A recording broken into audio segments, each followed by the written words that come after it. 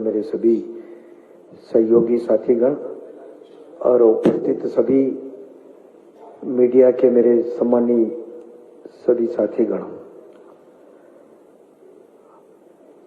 आज मध्य प्रदेश सरकार का 25-26 का बजट आज विधानसभा में प्रस्तुत हुआ। मध्य प्रदेश के हमारे यशस्वी मुख्यमंत्री डॉक्टर मोहन यादव जी के नेतृत्व में जो सरकार हमारी चल रही है, उसी का आज यहां पर बजट प्रस्तुत हुआ और देश के यशस्वी प्रधानमंत्री नरेंद्र मोदी जी का मार्गदर्शन सबको मिलता है। निश्चित रूप से बजट जब आता है तो सबकी अपेक्षाएं होती है कि सरकार का बजट कैसा आ रहा है। इसलिए हमने यह प्रयोग किया था कि पिछले बजट में भी किया था कि सभी आम जनता से हमने सुझाव आमंत्रित किए थे और काफी बड़ी संख्या में करीब 1500 सुझाव आए थे और विषय विशेषज्ञों को भी हमने बुला करके उनसे भी संवाद किया था। तो बड़े अच्छे, महत्वपूर्ण और सारगर्भित सुझाव भी आए। हमने कोशिश की है कि उनको इस बजट में हमने सम्मिलित करने की पूरी कोशिश की। बजट हमारा 2025-26 का जो बजट है, हमने फोकस किया ज्ञान पर और मुझे कहते हुए अच्छा लग रहा है कि हमारी डायरेक्टर मैडम जो है, उन्होंने बहुत विस्तार से बजट के बारे में उन्होंने पूरा बताया भी है और हमारे सभी साथी जो है, वित्त विभाग के सब अधिकारी कर्मचारी, हमारे सब लोग हैं, अधिकारियों ने मिलकर के बहुत ही लंबे समय तक प्रयास करके बेहतर से बेहतर क्या हो सकता है बजट में, जो अच्छा हो सकता है, प्रदेश के हित में हो सकता है, जनता के हित में हो सकता है, सभी वर्गों के हित में हो सकता है, ऐसा प्रयास इस बजट में हमने किया है। निश्चित रूप से मैं उनको भी धन्यवाद दे रहा हूं। यह जैसा मोदी जी ने कहा कि 4 जातियां उन्होंने चिन्हित की,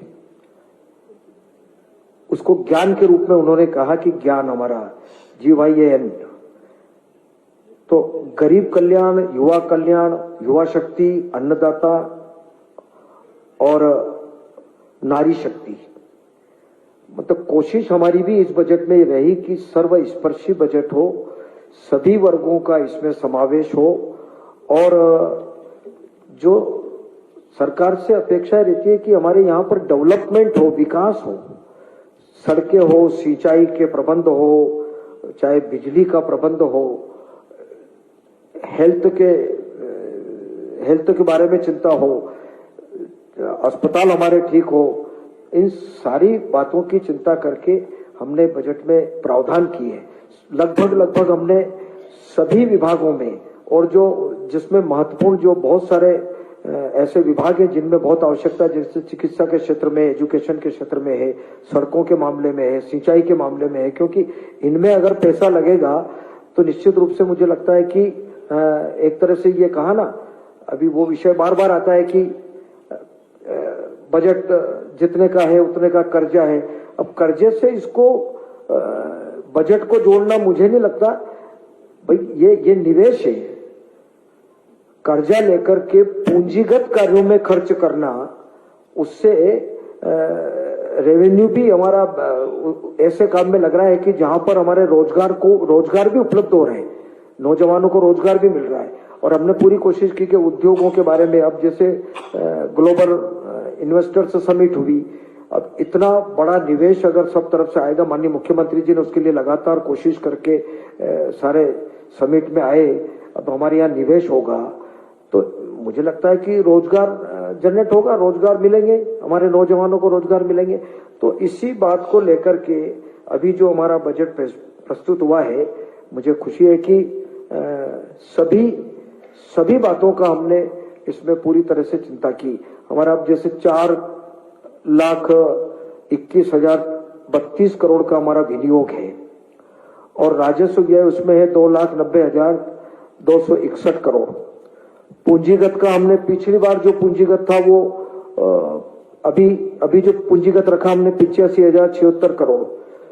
और सबसे बड़ी बात हमारी जो रही है कि जीरो बस्टिंग पर किया, हमने पूरी चिंता की हमारे सभी ने मिलकर के, भाई पिछली बार जो बजट में हमने विभागों को दिया था वो कितना खर्च हुआ कितना नहीं हुआ, पूरी तरह से उसकी बहुत 3-4 माह से लगातार इन बात की चिंता की कि भाई खर्च हुआ, खर्च नहीं हो पाया, क्यों नहीं हो पाया, क्या हुआ, ये सारी चिंता करके हमने पहली बार ऐसा बजट जो है जीरो बजटिंग के उस पर हमने बनाया।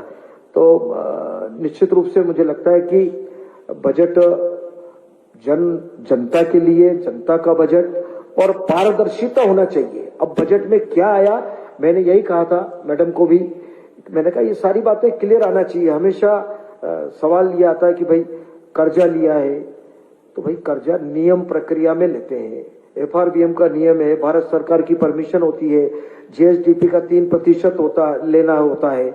और भी हमारे कई, जैसे मोदी जी केंद्र सरकार का बजट हुआ उसमें जो पहले योजना चली आ रही थी कि 1.5 लाख करोड़ का उन्होंने सभी राज्यों के लिए उन्होंने लोन लेने की जो व्यवस्था की थी, उसमें 50 वर्षों तक का बिना ब्याज के ऋण का, तो उसमें भी हमको हिस्सा मिलता है। और अगर लिया है तो हम समय पर ब्याज चुका रहे हैं, समय पर कर्जा चुका रहे हैं। और ये सारी जो प्रक्रिया है नियम प्रक्रिया के अंतर्गत हो रहा है, हम कभी बाहर नहीं गए, उस सीमा के बाहर कभी नहीं गए।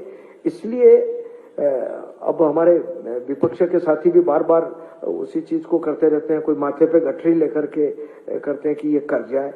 अरे भाई अगर 3 की बात करें बार बार, हमको भी, मुझे भी ठीक नहीं लगता कि हम बार बार उसको उस कार्यकाल को याद करें कि वो 10 साल का कार्यकाल, उसके पहले का कार्यकाल। अब उनके उस समय का अगर बजट का आकार देखें तो कितना आकार था, सरकार वो भी थी, खजाना वो भी था, मुख्यमंत्री वो भी थे, लेकिन कहीं डेवलपमेंट नहीं दिखा।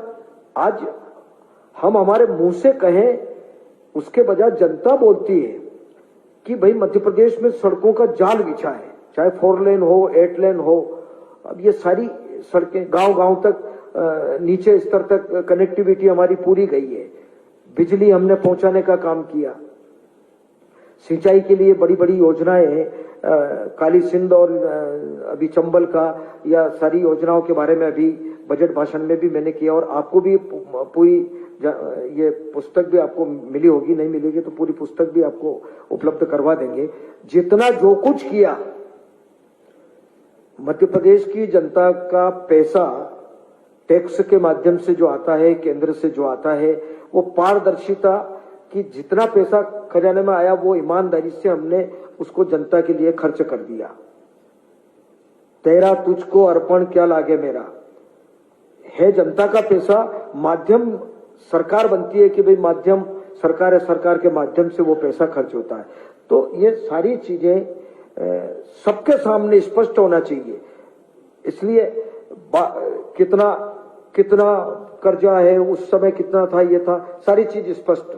मैंने मैडम को पहले कहा था कि प्रेजेंटेशन दो तो भाई ये चीज भी क्लियर हो जाना चाहिए। तो कुल मिलाकर के हमारा प्रदेश विकास की तरफ बढ़े, और ये विकास का बजट है, ये जनता का बजट है, जनता के लिए बजट हमने किया। और इसलिए मोदी जी की उस संकल्प को हम पूरा करना चाहते हैं कि 2047 में हमारा देश विश्व में विकास की श्रेणी में नंबर 1 पर आए। तो उसमें मध्य प्रदेश की भी अहम भूमिका रहे। हम भी चाहते हैं कि मध्य प्रदेश हमारा देश में, हमारे प्रदेशों में हमारा प्रदेश भी प्रथम रहे और 2047 का लक्ष्य भी पूरा हो, हमारा देश विश्व गुरु के स्थान पर पहुंचे। तो पहुंचेगा तभी जब सब सरकारें काम करेगी अच्छा। तो निश्चित रूप से हम दिशा में काम कर रहे हैं, और आप सबका भी उसमें सहयोग रहता है कि सरकार जितने अच्छे काम करती है उनको आप जनता तक पहुंचाने का काम करते हैं। हम तो हृदय से आपके भी आभारी हैं कि बिना आपके कितना भी अच्छा काम करे अगर, लेकिन आप लोगों का अगर सहयोग नहीं हो तो मुझे लगता है कि कई बातें पहुंच ही नहीं पाएगी। इसलिए ये प्रयोग किया है कि QR कोड का, कि भाई ये चीज आम जनता भी समझ ले इसको कि बजट है क्या और बजट में क्या प्रावधान किए, कहां कौन कौन से विभागों में प्रावधान किए, किस किस काम के लिए किए, जन कल्याणकारी योजनाओं के लिए कितने किए। अब कौन सी योजना, ये सरकारी योजना बंद कर रही है, वो लाडली बहना का क्या होगा, इसका क्या होगा। मुझे लगता है कि कोई योजना बंद नहीं होगी, न कोई राशि की कमी आएगी, और सरकार कोशिश कर रही है कि हमारे राजस्व के हमारे और कुछ साधन बढ़े, रेवेन्यू के हम नवाचार करने के हम पक्ष में हैं और निश्चित रूप से हम आगे बढ़ेंगे। मैं आज के अवसर पर मैं सोचता हूं कि बहुत कुछ विस्तार से आ चुका है और हमको खुशी है कि हम निरंतर प्रगति के पथ पर हम आगे बढ़ रहे हैं। और भी हम तो चाहते हैं कि आप सबका भी, इसीलिए सुझाव आमंत्रित करते हैं कि आप सबका भी सुझाव आ जाए।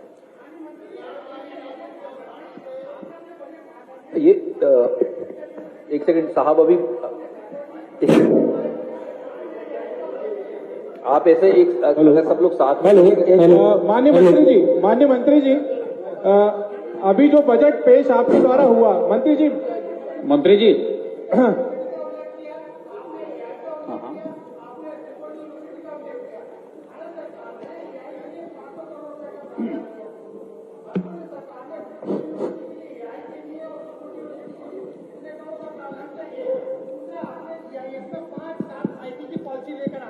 तो आईटी में इन्वेस्टमेंट आएगा तो उस प्रोपोर्शन में ये है ना अपने प्रावधान, मैं बता दूं।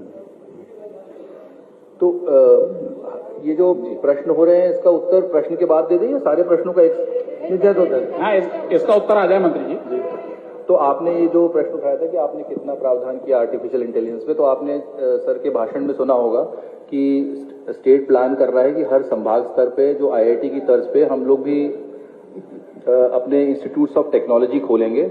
और आपने एक ये भी जिक्र देखा होगा कि हम लोगों को पब्लिक प्राइवेट पार्टनरशिप की तरफ बहुत अधिक रूप से तेजी से बढ़ना है, कि जो क्योंकि आर्टिफिशियल इंटेलिजेंस में सरकार की इन्वेस्टमेंट से कम काम होगा, बल्कि जो विशेषज्ञता रखते हैं वो लोग हमारे प्रदेश में आ पाएं और वो लोग अपनी चीजें एस्टैब्लिश कर पाएं, उससे अधिक वो होगा। तो दो चीजों पे मैं आपका ध्यान आकर्षित कर रहा हूं कि पहली चीज, जो सरकार को जहां इन्वेस्टमेंट करना है वहां संभाग स्तरीय कॉलेज ऑफ जो आईआईटी की तर्ज पे जो हम लोग एक इंस्टीट्यूट खोलने की बात कर रहे हैं, उसके लिए इस वित्तीय वर्ष में हम लोगों को अधिक प्रावधान की आवश्यकता नहीं होगी, वो पूरी चीज बढ़ रही है। और दूसरा जो आर्टिफिशियल इंटेलिजेंस पर्टिकुलर के लिए है या बायोटेक्नोलॉजी के लिए है, जैसे अगर आप कृषि क्षेत्र को देखेंगे तो कृषि क्षेत्र में अनुसंधान की बहुत जरूरत है, तो उसमें हम लोगों ने दोनों यूनिवर्सिटीज के लिए 40 करोड़ रुपए का प्रावधान किया है। सिमिलरली फॉरेस्ट में अनुसंधान के लिए इस बार हम लोगों ने वन विज्ञान केंद्र की बात की है। कम आज की तारीख में हम लोगों के पास अभी 3 जगह पर वन विज्ञान